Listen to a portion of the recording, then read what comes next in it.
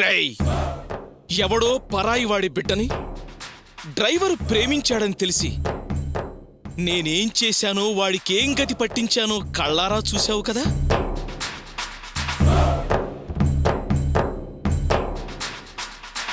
ఆ విషయం తెలిసి కూడా ఆఫ్టర్ ఆల్ డ్రైవర్ గడివి నా కూతుర్ని ప్రేమించడానికి నీకెంత ధైర్యం రా? అయ్యో అయ్యో అయ్యో, ఇలాంటి తంపటి ఏదో వస్తుందని నెత్తి నోరు బాదుకుని ముందే చెప్పాను డ్రైవర్ వద్దండి అని. మీరు విన్నారా?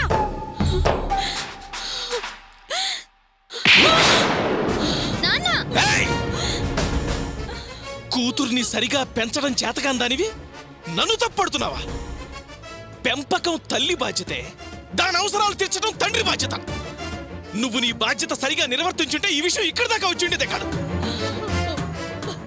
నీ పెంపకం ఇంత గొప్పదని తెలియక నేను వాళ్ళకి మాటిచ్చాను కదే.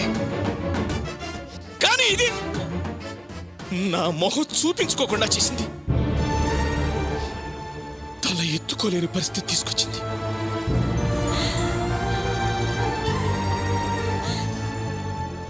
ఒరే, నీ మీద ఎంత నమ్మకం ఉంచి నా కూతురికి నిన్ను కాపలా పెట్టానురా. అలాంటిది నాకే నమ్మక ద్రోహం చేస్తావురా? నిన్ను వదలనరా. రేయ్!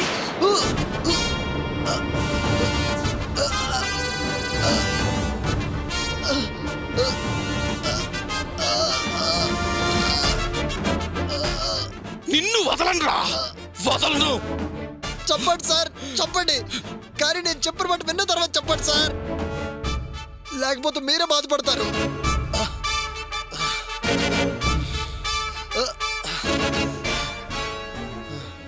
ఏంట్రా అదే? చెప్పు. మీరు అనుకున్నట్టు నేనేం నమ్మక ద్రోహం చేయలేదండి. తిన్నింటి వాసాలు లెక్క పెట్టేవాడిని కాదు సార్. నాకు మీరంటే గౌరవం, విశ్వాసం ఉన్నాయి. అంతేకాదు, మీరు నాకెంతో, మీ అమ్మాయి కూడా అంతే. వారి యజమాని, నేను ఆఫ్టర్ ఆల్ డ్రైవర్ సార్. అంతే సార్. మా మధ్య ఉన్నది ఆ బంధమే, వేరే ఏ రకమైన బంధము లేదు. ఆహా, భలే యాక్టింగ్ చేస్తున్నాడు సార్. ఏం బాబు, నువ్వు అమ్మాయి రెస్టారెంట్ లో మాట్లాడుకుంటున్నారా లేదా? అవును, కూర్చున్నాం, మాట్లాడుకున్నాం, అన్నీ నిజమే. ఈ పెళ్లి జరగదు, నీ ఇష్ట ప్రకారం నువ్వు అనుకున్న వాటితో పెళ్లి జరుగుతుందని అన్నావా లేదా? అవును అన్నాను, మీరు అన్నదంతా ఇదే. చూసారా సార్, చూసారా సార్ వీడి ధైర్యం. అన్ని నిజాలేనని ఎంత బాగా చెప్తున్నాడు. సార్, మీరు ఒక్క నిమిషం ఆగండి.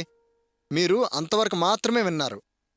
మేము అంతకు ముందు మాట్లాడుకున్నది, ఆ తరువాత మాట్లాడుకున్నది మీరు వినలేదు కదా. ఏదైనా పూర్తిగా విని మాట్లాడండి. నువ్వు మాట్లాడిందే నేను చెప్పాను, నేను చెప్పింది నువ్వు ఒప్పుకున్నావు కదా. సార్, మీరు ఆగండి. సార్, మీరే చెప్పండి, ఇంతవరకు నా బిహేవియర్లో తప్పెప్పుడైనా చూసారా? దయచేసి పూర్తిగా చెప్పనివ్వండి. చెప్పు. రేవతి మేడం, మీరు కొంచెం లోపలికి వెళ్తారా? అదెందుకు లోపలికి వెళ్ళాలి? వెళ్ళాల్సిన అవసరం ఉంది కాబట్టే వెళ్ళమంటున్నాను సార్. మేడం, మీరు కొంచెం వెళ్ళండి.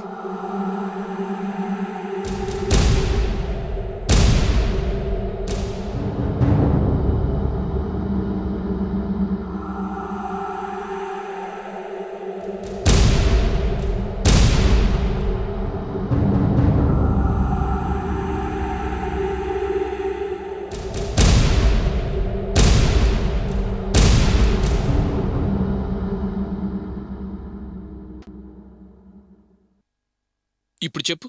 సార్, జరిగింది జరిగినట్టు ఫుల్ స్టోరీ చెప్తాను, మీరు వినండి. మీ అమ్మాయికి ఈ పెళ్లి అస్సలు ఇష్టం లేదు. ఏం కూసావురా? మీరు అరిచిన అరవకపోయిన విషయం ఇదే సార్. వారు ఇంకా చదువుకుంటున్నారు కదా, మరో 2 సంవత్సరాలు పీజీ చేసి ఆ తర్వాత మ్యారేజ్ అనుకుంటున్నారు. అంతా తన ఫ్యూచర్ ప్లాన్ తను వేసుకుంటున్నారు. అంత ఆలోచన లోపలున్నా మీ మీద మర్యాదతో మీరంటే ఉన్న భయం భక్తి ఏదేమైనా కానివ్వండి, మనసులో ఉన్న మాట భయపడి చెప్పలేకపోతున్నారు. నాతో కొంచెం చనువుగా ఉంటున్నారు కదా, అందుకే ఆ విషయం నాకు చెప్పారు. నేను వారికి 4 మంచి మాటలు చెప్పి నచ్చజెప్పి మీ దారికి తీసుకొచ్చి ఒప్పచెబుదామని ఏదో నాకు తోచింది చెప్పాను. మీరు నన్ను బాడీగార్డ్గా పెట్టారు కదా, ఆ విశ్వాసంతోనే ఆ ప్రయత్నం చేశాను. అప్పుడే ఇదిగో ఈ సార్ వచ్చారు. నేను అసలు మేడంతో ఏమన్నానో తెలుసా సార్? ఏమన్నావు? మీ కోరిక న్యాయమైందే, కానీ అటు మీ నాన్నగారి సంగతి కూడా ఆలోచించండి. గొప్ప సంబంధం చూశారు, పైగా వాళ్ళకి మాటిచ్చారు. ఇప్పుడు మీరు పెళ్ళొద్దంటే మీ నాన్నగారు పరువు పోతుంది, అవమానంగా ఫీల్ అవుతారు. అందుకే మీరు మరోసారి ఆలోచించండి అని చెప్పాను సార్. ఏమంది? సరేనందా? నువ్వు అనే అన్నారు సార్. పెళ్లి చేసుకోవడం అస్సలు కుదరదన్నారు. బలవంతంగా పెళ్లి చేస్తే ఆత్మహత్య చేసుకుంటానని చెప్పారు సార్. వారి వయసు ఆవేశం గురించి ఆలోచించాను. వారేమైనా తప్పుడు నిర్ణయం తీసుకుంటే, నిజంగానే ఆత్మహత్య చేసుకుంటే క్షణం నేనే భరించలేకపోయాను సార్. అలా జరగకూడదనే వారిని ఎలాగైనా ఆ అభిప్రాయం నుంచి బయటికి తీసుకురావాలనే ముందు నిశ్చితార్థానికి ఒప్పుకోండి, సంబంధం కుదిరినట్టు అవుతుంది, పెళ్లి మాత్రం మీ ఇష్ట ప్రకారమే జరుగుతుందని చెప్పాను సార్. ఆ తప్పంటారా? రేయ్, నన్ను అడగకుండా ఆ నిర్ణయం తీసుకోవడానికి నువ్వేడోరా? ఆ, ఆ, నా అభిప్రాయం అది కాదు సార్. మెల్లమెల్లగా మీ దారికి తీసుకురావాలని అలా చెప్పాను గాని మిమ్మల్ని కాదని మీకు వ్యతిరేకంగా మాట్లాడడానికి నేనెవను సార్. నువ్వు చెప్పేది నమ్మంటావా?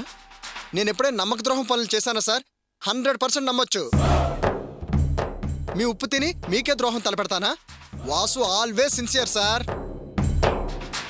ఇదిగో ఈయనే పూర్తిగా వినకుండా ఫుల్గా మ్యాటర్ తెలియకుండా పుల్లేశారు.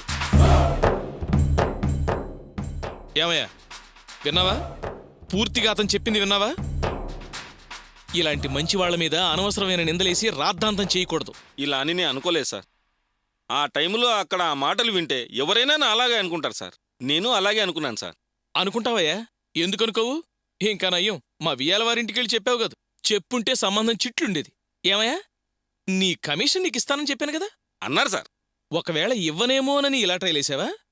అబ్బబ్బే, అలాంటిదేమీ లేదు సార్. ఏదో చిన్న పొరపాటు జరిగింది. ఇక మీదట ఇలాంటి తప్పు జరగకుండా చూసుకుంటాను. మీరు మాత్రం మీ అమ్మాయిని చాలా జాగ్రత్తగా చూసుకోండి సార్. నాకు తెలుసు, నువ్వు దయచేయి.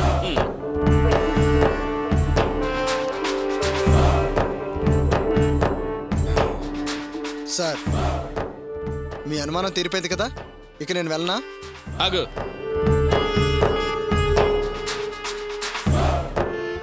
నువ్వు లోపలికెళ్ళు.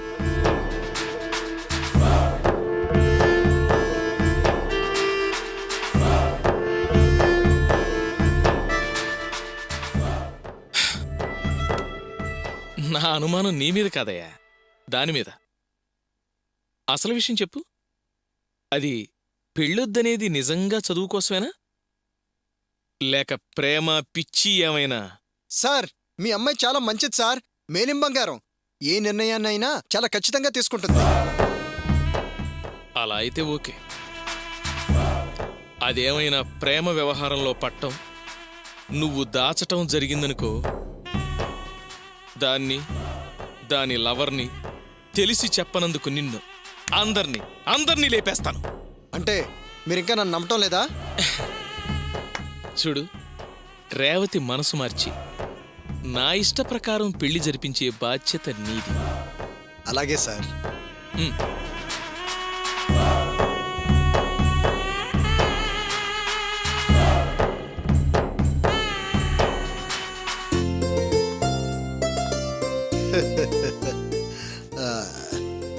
మామా, నాతోనే పెట్టుకుంటావా? ఈ వాసుగాడి దగ్గర ఎవ్వరైనా బలాదూర్.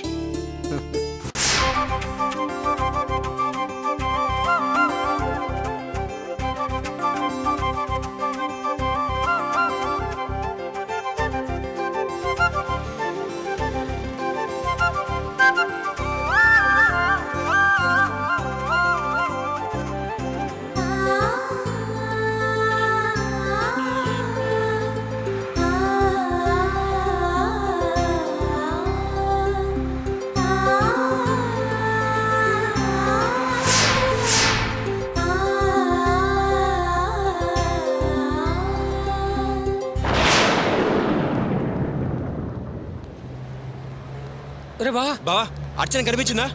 ఆ తర్వాత చూద్దాం కానీ ముందు ఇంటికి స్నానం చేసిన తర్వాత వెతకడానికి బయలుదేరా అవన్నీ తర్వాత ముందు అర్చన గురించి ఎంక్వైరీ చేద్దాం. బండి ఎక్కడ ఉంది? మాటరా ముందు పదరా.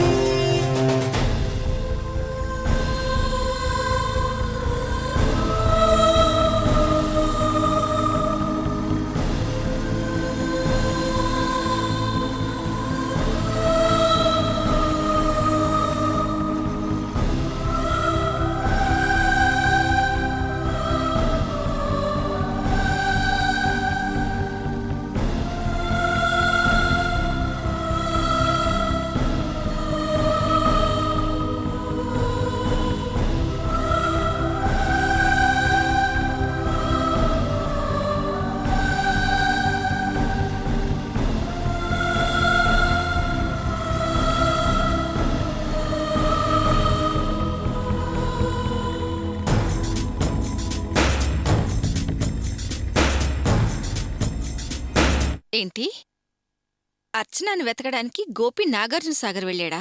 అవునమ్మా, నిన్న రాత్రే గోపి బయలుదేరి వెళ్ళాడు. మళ్ళీ రావడం అంటూ జరిగితే అది ఆ అర్చనతోనే తిరిగి వస్తాడంట. ఏంటమ్మా ఇది? ఒకటనుకుంటే ఒకటి జరుగుతోంది. మళ్ళీ మన ఆట మొదటికొస్తుందేమో. ఊరుకోవే పిచ్చిదానా. ఇప్పుడు ఏమైపోయిందని అలా ఫీల్ అవుతున్నావు?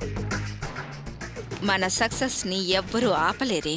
ఏమోనమ్మా, గోపి గనక అర్చన్ని తీసుకొచ్చాడంటే వాళ్ల మానాన్న వాళ్ళు హాయిగా ఉంటారు. అసలు నాగార్జున సాగర్లో అర్చన ఎక్కడ కనిపించిందట?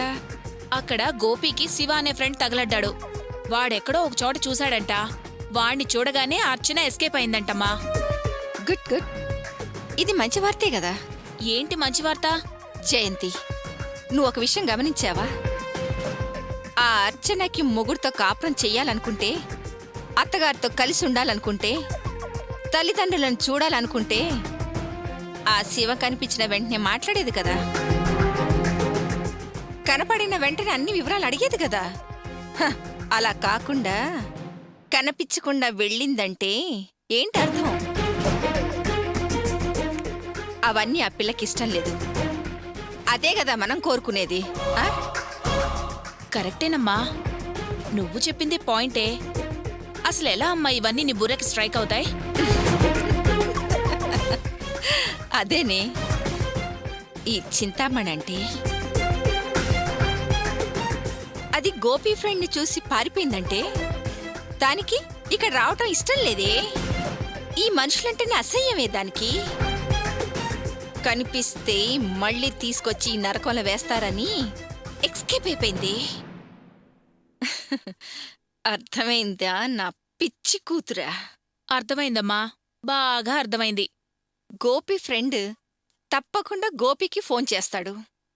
గోపి నాగార్జున సాగర్ ఎలాగైనా వెళ్తాడు. అందుకే అతనికి చిక్కకూడదనే పారిపోయిందే. అలా పారిపోయిన మనిషి నాగార్జున సాగర్లో ఎలా ఉంటుందే? మరో ఊరు ఊడాయించింది కాబట్టే వీళ్ళు వెతికినా గుండు సున్నానే. పొరపాటున కనపడినా వాడితో రాదే అది. వచ్చి కాపురం కూడా చేయదు. హ, దాని జీవితం అంతేనే. ఇదిగో నువ్వు కంగారు పడక ఆఫీస్కి వెళ్ళి బుద్ధిగా పనిచేసుకో, సరేనా? సరే అమ్మా, నువ్వు చెప్తున్నావు కదా, అలాగే వెళ్తాను.